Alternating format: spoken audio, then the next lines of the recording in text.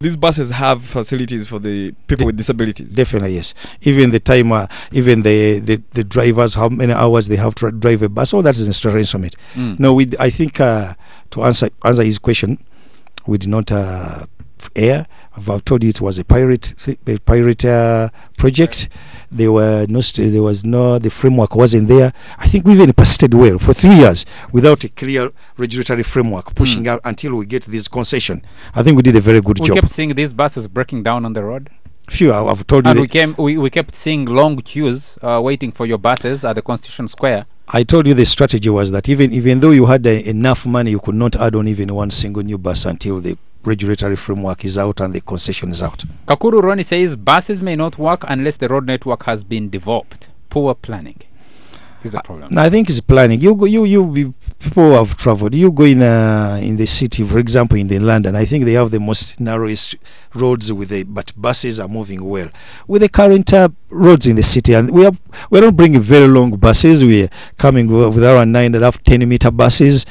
With these roads having in the CBD, converting multiplex into bus lane, we strongly believe these buses will operate well. Actually, it's Kampala planning. we have few cars. Yes, few cars compared to the Kampala roads have no problem. Just maintain them. They're the right size. Yeah. What causes this jam is just poor planning, consistency in planning. We've said this before. It's a parent living in Nigeria having to bring a child in the morning across town to Green Hill because Green Hill is a good school. What government should be doing, or KCCA, is encouraging more Green Hills to sprout all over, where they give them the sorts of incentives and whatever, so that parents who live in Nigeria, stay generally in the Nigeria side, don't have to cross town. It is regulating the movement of taxis. It is basic, and actually just fixing the potholes, because when cars are forced to slow down when they shouldn't slow down, they begin to pile on. Actually, I'm one of those who thinks the roads in Kampala are the right size. The right size. But the problem comes from somewhere else. Okay.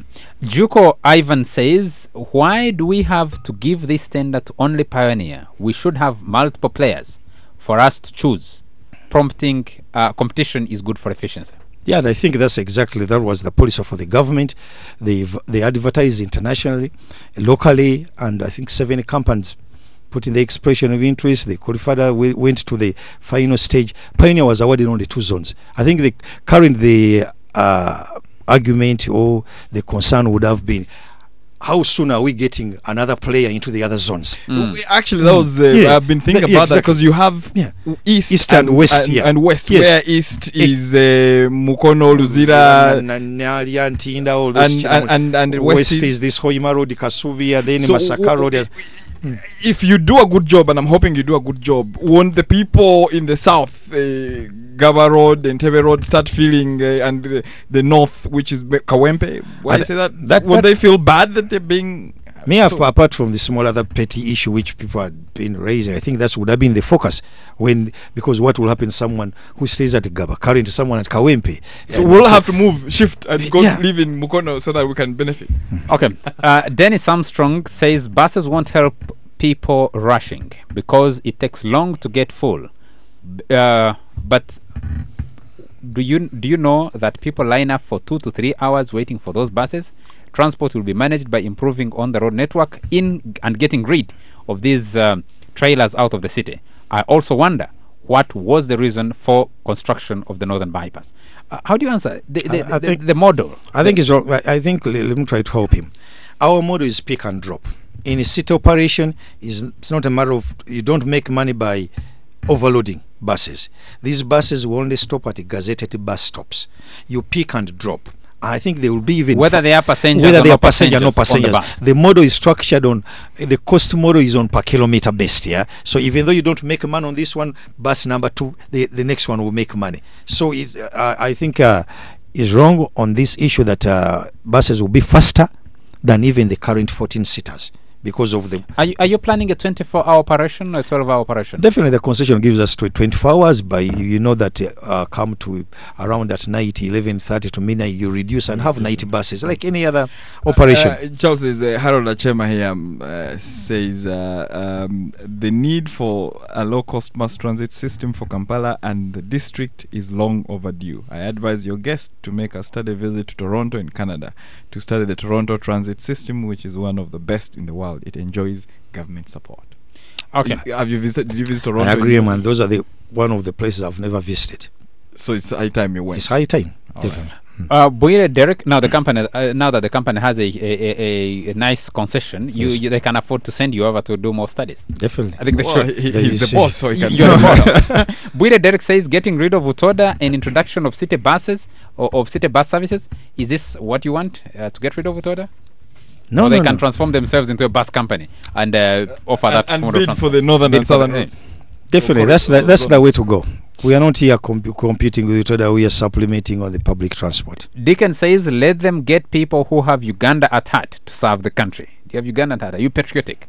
Definitely. Why would you, instead of looking for job labor, to try to transform public transport for 7 years? But Mr. Senoga, just you're talking about these bus lanes. Given the indiscipline of drivers in this town, the taxis will come and raid those lanes, and that will impede the movement, the smooth movement of your buses. I think My who cars will will come enforce and park in those lanes and walk away. No, I think in the regulatory statutory instrument, all the bylaws are in there, and this will be, I think, don't we have a police here in Uganda? Don't we have cases But we enforcement? have all these chaos, and we have all those institutions and I think agencies. those will be the other things we'll look at. Gentlemen, let me take these messages. Many of them are actually carry this some of the similar messages and questions.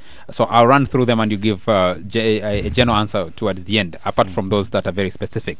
Ruth Kemi says, what plans do you have to expand your transport services to other places in order to prevent exploitation by taxis when in scarcity? It's related to a question someone asked.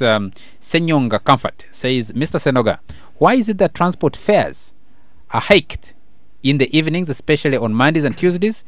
Each taxi has its own rates. For example, right now he's in Wandega listening, but from here to Mulago it's shillings 1,000. To Ntinda it's shillings 1,500. How are you going to help us, the users of taxis, with that issue? Do you have standard rates?